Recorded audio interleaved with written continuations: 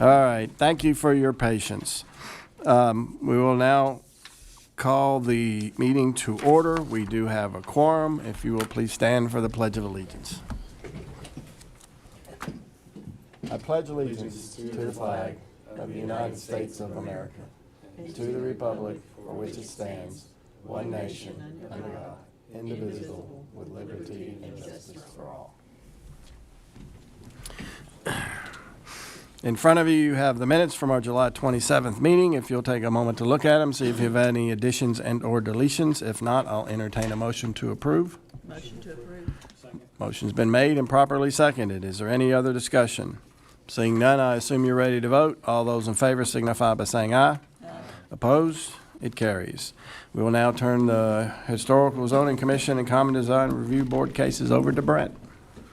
Thank you. Only case today, if you recall, was deferred last month, is DDR 14-2026. It's the application of Charles Mario Johnson with the agent of Erica Arthur. Reason for the request is request to continue painting and to keep the exterior color and landscaping and to add signage on top of building for property located at 508 Franklin Street. This is looking at the structure. The image on the screen is from an August 2024 Google Street View.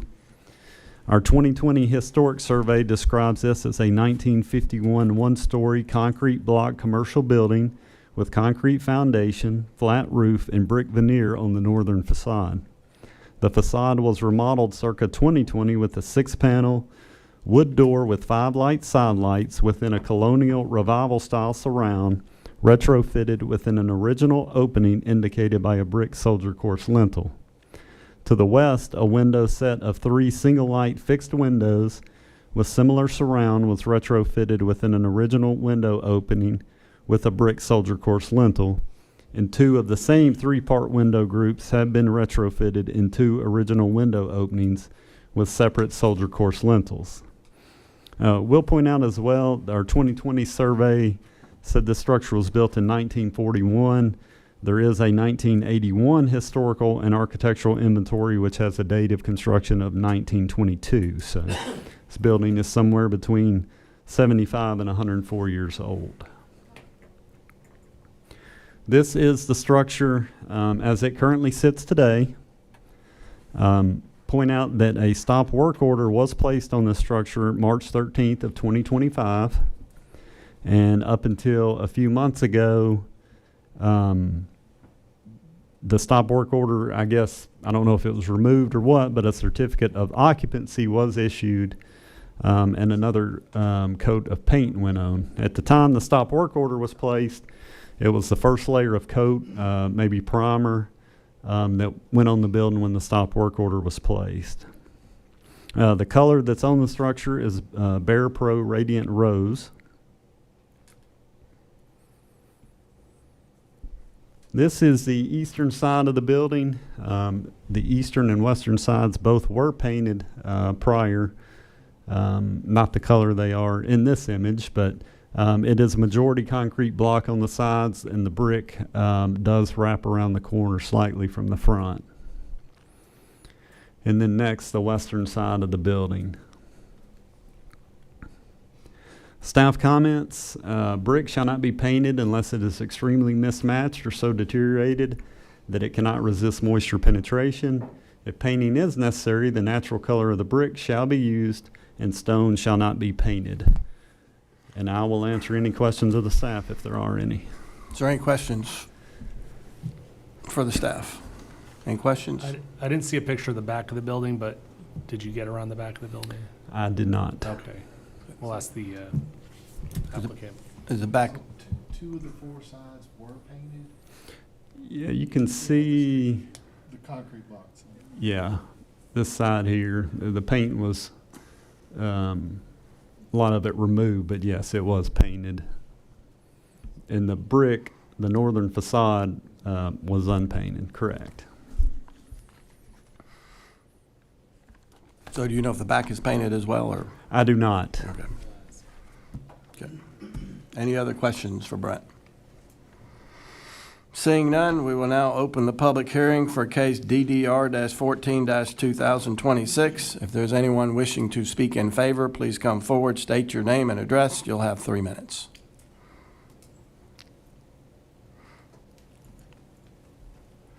Hi, my name's Erica Arthur. I am the one that took over the building probably a couple years ago, so it's been a little bit of a process.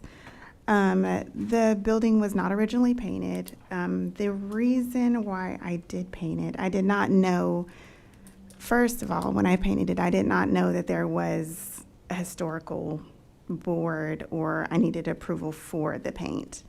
There was a stop work order on there, and at that time, the contractor didn't let me know about that either. And then I had to fire that contractor and get another contractor, and the contractor proceeded with the work in the building and just painted it and said that it's okay if they don't say anything, we're fine. So that's what I did, and I just continued on with my contractor's word, and so now here we are. I recently did the research, and I did understand that I guess there has to be a certain type of paint for brick, which I did not know. That paint that's on there right now currently, to be completely honest, is probably not brick approved. However, I am going to ask for some leniency. Since that building has been painted pink, I've had several compliments on it. I mean, the community is absolutely loving it right now. And I understand it's not historical. I did pull some pink historical colors from the historical palette for Sherwin-Williams, if you guys would want to maybe take that in consideration. But I do plan on, if you guys will allow me to keep the pink and paint it, because it does need another coat of paint and it does need signage and stuff, to use the proper color of paint and do what I need to do to reserve the building. Because, I mean, history is very important to me. Clarksville is very important to me. So I would not want to do anything to disrupt that at all. Does anybody have questions for Miss Erica? Kurt? The series of events, I guess, the series of events is just kind of, so they did issue a stop order, and then nothing was communicated. Only the initial contractor had that information, and then the second contractor wasn't aware of that. The second contractor just went in. I just let them do what they needed to do, and I was just there to pay them, and so they just went ahead and painted it and said, if they don't say anything, we'll be fine. It'll be all good. And everything was fine for a while until, you know, that people came in and said that it needed to be approved. Sure. So Were the contractors local that you, both the ones that you employed, the original and the second one? So the first contractor, the reason why I had to fire him, because I found out that he was actually not a contractor. He was using someone else's license, so kind of got over on me. So after I found that information out, I fired him immediately. And then the other contractor, yes, he is local. Seems to me that they should have known that there was a method of painting downtown. Yeah, I mean, if I would assume, but if they don't work downtown very often, I wouldn't know. Just like me, I mean, I'm from Clarksville, born, raised here, and I mean, honestly, I had no idea that there was a historical. I mean, I knew downtown was downtown, but I did not know we had like a historical board or a historical committee that had to approve things. And that would just be my negligent for not knowing that, really. Well, I'm from Clarksville too, and I own a building downtown, and before we did anything to it, replacing windows, putting an I-beam on it and painting it, I asked questions. I understand. I should have asked questions. Any other questions? since the statute says to put it back to the original brick color, would you be willing to, and the paint is, what you're saying is probably not the right paint. Have you had anybody look at it to see what we could do to fix it and possibly restore it back to the brick color in the ordinance and then do the pink around the elements or something like that to give you your tones that you're looking for? I have. What they say is, because I've had several people come and look to like sandblast it, and they said it would pretty much ruin the brick further sandblasting than it would just to keep the paint.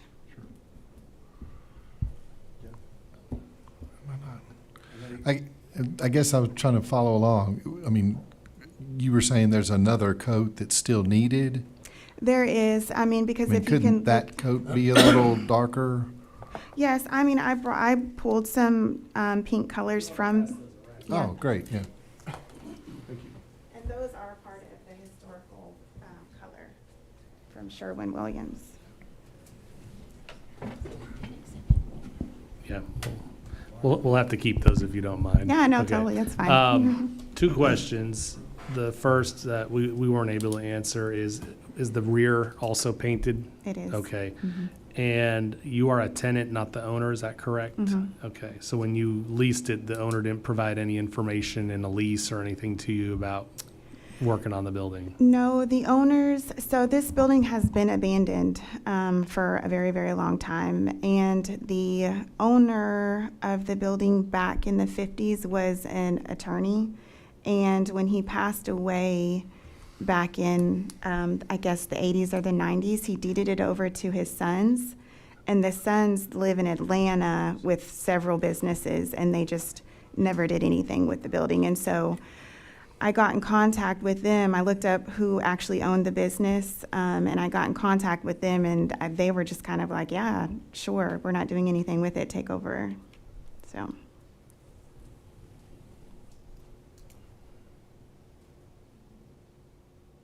There's a color that's lighter that I did have, and I think I lost the swatch to it, but it is a lighter pink. It's also part of the historical color, but they're pretty, that one pink and then the lighter pink is pretty much kind of on the same. Yeah, you've hit on the thing that happens often when these get painted quickly prior to coming to the board, is that there is no reversing it. So it becomes how can we find the right middle ground between the board and your wishes? So it sounds like pink is in your wishes on the building somehow. It is. It's just, it's very, it's an aesthetic building. I do facials, lashes, and waxing. And so it's just very feminine with the women that I work with. Easy to find, too. Very easy to find. If I only vote in case there's a tie, and I'm going to vote to have you restore it to the brick, because I think you should have gone through the motions to realize what you had to do and stuff like that. And when you were to desist and it wasn't being painted, I think you should have asked. Part of that's on the owner. The owner should have told you if you're just a leasee. So some of it should come back on that. But that's the way I'm going to go if it comes down to that. I'm sorry. Okay. Does anybody have a motion or any other questions? Yeah, okay, thank you. Okay, thank you. Would anybody else wish to speak in favor? Please come forward, state your name and address to speak in favor. You're speaking in favor or opposition? In favor of. Painting, keeping the building pink. Can I say what I want to say? I'm not sure. The color is not quite the issue for me. Come forward. Yeah, come on, it's like period, sorry. Okay. I'm Louisa Cook. I live at 5 Thayer Lane, Clarksville. The color to me is not the issue so much as the consistency of the problem, because we have seen this problem several times in other situations. I was downtown just last week, and the one that was red tacos is now purple cheesecake. So I just wonder, is everybody abiding by the same rules? And I think that's a real problem. So am I speaking in favor of pink? I'm speaking in favor of consistency so that everybody plays by the same rules. And I don't know how to make that happen. But that's what and I think the rest of us in the preservation group, Brenda is with me, Jennifer, usually comes with me, she could not come. She has written a letter that I would love to read to you guys on her behalf, if that's okay. I don't think it will take much longer than my 3 minutes. But anyway, she says the same thing. That is my phone. I am so sorry. She says, basically, I'm here today not specifically to speak for or against any individual property owner before you, but to address a larger concern that we believe is becoming increasingly important: consistency and follow-through. The Common Design Historic Board is entrusted with an important responsibility. The standards governing our historic downtown exist for a reason: to protect the architectural character and historic integrity of an area that belongs not only to individual property owners, but is an important part of the identity of our entire community. We've recently seen instances in which property owners have painted exterior brick without first following required application and approval process. Building and Codes has appropriately identified some of these violations and directed property owners to come before this board. But once those cases reach the board, the outcomes have not always been consistent. In some cases, an owner has been reprimanded and allowed to move forward. In other cases, an owner has been ordered to repaint a building in an appropriate color. And in at least one instance we are aware of, an order to correct the work was issued, yet the required correction was never completed, and there appears to have been no meaningful follow-through. That creates a serious problem. If one property owner is required to correct a violation while another is allowed to keep the same or a similar violation, we unintentionally send the message that compliance with the ordinance is negotiable, and it places the property owners who do follow the proper application and approval process at a disadvantage. Consistency does not mean that every circumstance is identical or that this board should not exercise reasonable judgment. It does mean, however, that similar violations should receive similar treatment. Decisions should be based on clearly established standards, and when correction is ordered, it must be followed through. Otherwise, our historic design standards become recommendations rather than regulations. We respectfully ask the Regional Planning Commission, the Common Design and Historic Board, and Building and Codes to work together to establish a clear and consistent process from application to enforcement to board action, and finally follow through when corrective action is required. Historic preservation is already difficult. It becomes much more difficult when the community, property owners, and even those charged with enforcing the regulations are uncertain about how those regulations will be applied. MCPC, that's us, the Preservation Commission or Coalition, supports the work of this board and the purpose of our historic design standards. We simply ask that those standards be administered fairly, consistently, and with meaningful follow-through. Thank you. Does anybody have any questions for Ms. Cook? Thank you, ma'am. Would anybody else wish to speak in favor? Please come forward, state your name and address. Anyone wishing to speak in favor? Seeing none, would anybody in opposition wish to come forward and speak? Anyone in opposition? Not in opposition to what she said. I thought we were on the same side. Well, wait and see what I say. My name is Brenda Harper, 503 Lisa Court, Clarksville. I share the views that Louisa just expressed about the inconsistency being the problem. I still think it was a terrible judgment on the first that came up recently on the public square. I believe it's the property that the business name is Tap This, that was allowed to stay the white color that they painted it when it had originally been red brick. I think following the guidelines is important, and I don't know that there's any way to go back and undo that, but I would say that's the first thing that went wrong. Then we've had several others that make it so just uncertain about what the right course of action is. Certainly, if you could go back and take off the paint and the brick would be okay, that would be preferable, just as Mr. Tyndall has explained to us several times now. But given that that is not the case, it seems to me the right option is to follow the guidelines and to say if it's got to be painted, at this point, it should be painted the color of the original brick, unless I mean, there are some cases when the original brick, I guess, could be a horrendous color, and we could have a different standard and say compatible with surrounding buildings or something like that. That's not what it says, though. Right now, it says the original color of the brick. So that even though I certainly am sensitive to the hardship that may place on the tenant, there's also the issue that we've got to do something about the public being better informed about these guidelines.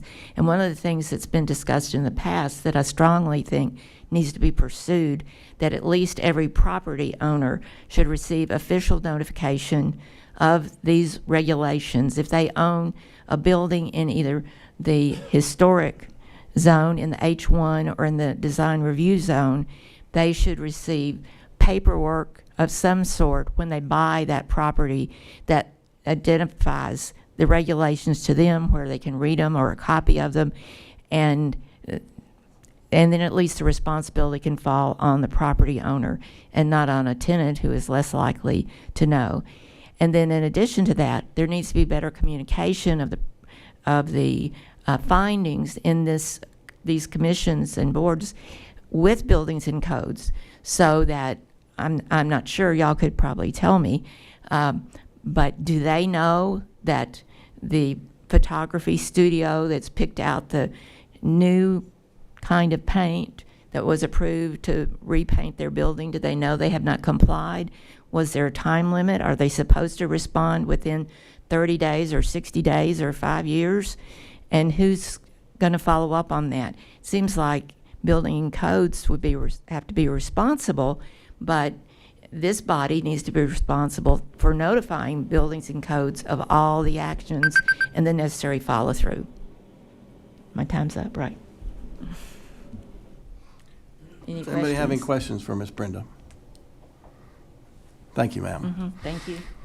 Would anybody else wish to speak in opposition? Please come forward, state your name and address. Anyone else? Seeing none, we will now close the public hearing of DDR-14-2026. Do we have any more questions, or would somebody like to make a motion? I have a question for Brent. How does a project that has a stop work order with building codes for lack of a certificate of appropriateness end up with a certificate of occupancy without a certificate of appropriateness?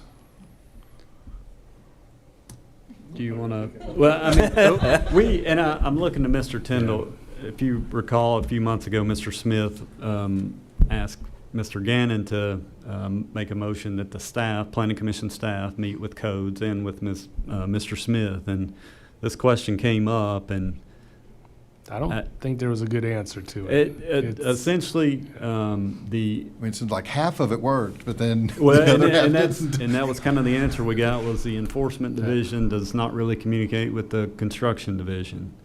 And I see two new faces here from the code department. I'm not going to put them on the spot to speak for the department, but This was more just to get the question on the record. yes, sir.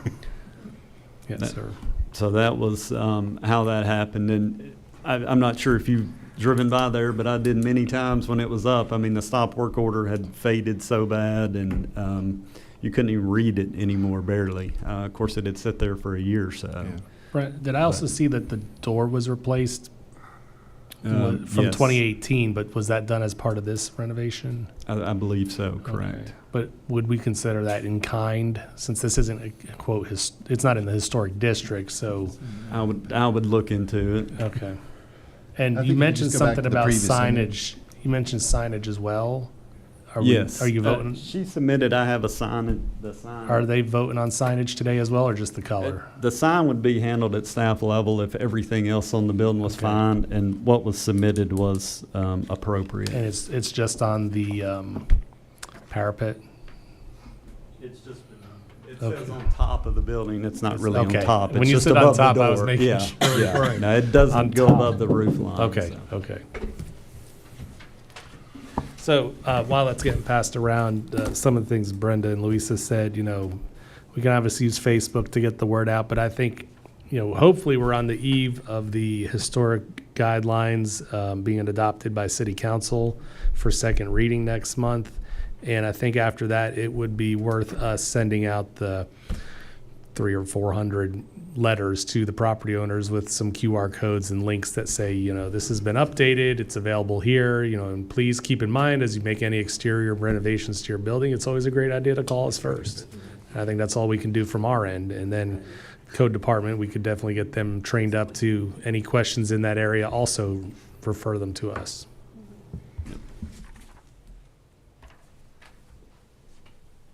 Any other questions? Doug? No. Kurt? I just wanted to ask Mr. Tyndall, with contractors downtown in the downtown region, do any of them have to be licensed or anything so that they know how, because part of this is that the contractors just kind of went off and did their thing. We've It's gonna heard be that okay. before. Yeah. A painter's not necessarily has to have a contractor's license. A contractor would. So I'm not sure. There's so many in this community. I think that would go out with some of our larger PSA information and not the individual letters. Some of them, like Providence Builders does plenty. They know what they're dealing with down here, but some of the smaller, just paint crews or what, probably don't know. But I believe it was said that this does need a second coat. So there was, this is the time to make that decision by the board. And I guess that was my next question is then, whatever's on there, substrate is everything, and then you put something on top of a substrate and then try to put a substrate on top of a substrate that it potentially may not stick or may not work and may be damaged. And so I'm just wondering what the right course here is, because that's where I'm nervous. That sounds like a great question for an architect. Yeah. I mean, the paint that's up there is sticky. I would think another coat of paint would stick. It's probably an exterior, just a regular exterior paint, not meant necessary for brick, but I'm not sure. So over the course of time, let's fast forward 10 to 20 years, it may start peeling faster than if it was adhered directly to the brick. But I think you can't leave it like it is either. You can't. Anyone else have any questions? If not, I'll entertain a motion. I'll make a motion. Let me turn my speaker on. I'll make a motion that we require the building to be repainted as close to the color of the original brick as possible. Motion has been made. Is there a second?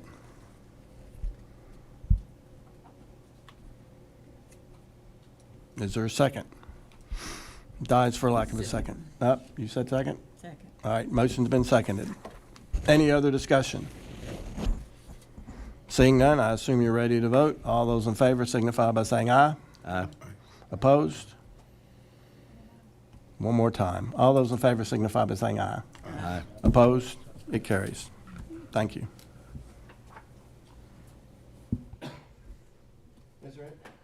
Is there any other business to come before this body?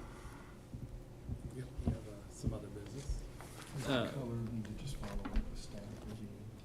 Yes. So, as you know, this board gives certificates of appropriateness, but today we would like to give a certificate of appreciation, and I will just read from it. Presented to Gail Longton this 24th day of August 2026, in grateful recognition of her service on the Regional Historic Zoning Commission, serving the citizens of Clarksville and Montgomery County. Just wanted to say thank you, and we have a gift from the staff here. Also, Gail, I'd like to just thank you for putting in a full 3 terms. It's rare. I mean, this is an odd board that has a 5-year term, and you've put in 3 full terms. So you're going to leave some big shoes to fill. We've appreciated your attendance and your comments and words of wisdom throughout the years, and you definitely will be missed. And we wish you best of luck in your retirement. But definitely don't be a stranger. You're always welcome back here. Golly, I could wait 5. Oh, thank you.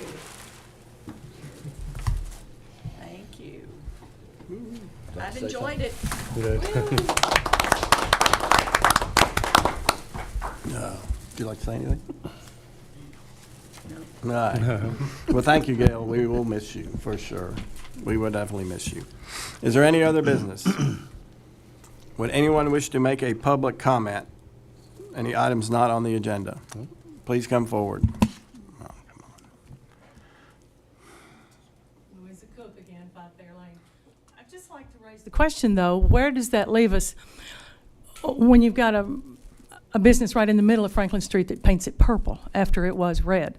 I mean, not to engage, but that's a storefront and it's not brick. So I don't know if there's any color requirements on storefronts. Let her say her piece, we can take this off. well, my piece really is just to raise the question and just, if I see a thing painted purple downtown or the 2 white ones at the end in the historical district that have not ever completed what we thought they were supposed to do, can the public speak out? Can we contact you guys and say what's going on? I mean, what can be done? Please see Mr. Tyndall afterwards, and we'll discuss Okay. it. This is not a question and answer period. This was darn. this Okay. was a public comment period. Anyone else wish to make a public comment limited to the agenda or not limited to the agenda? Seeing none, I assume you're ready to adjourn. I'll entertain a motion. Motion to adjourn. Second. Motion's been made and properly seconded. Any other discussion? Seeing none, I assume you're ready to vote. All those in favor of adjourning signify by saying aye. Opposed? We're adjourned.